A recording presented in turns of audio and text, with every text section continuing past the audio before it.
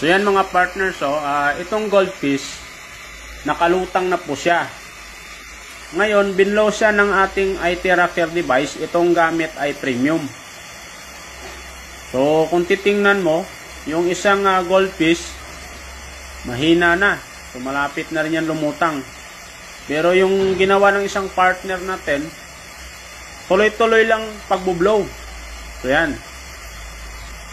Ngayon, makikita natin kung ano ang nangyari dito, yung result.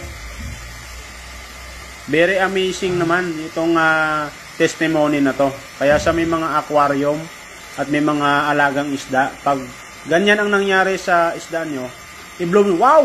So ayan na, gumalaw na lumangoy na So hindi na siya nakalutang. Wow, amazing naman. Kaya pag meron kayong IT Rocker sa bahay, di ba? So just blow it. Amazing talaga.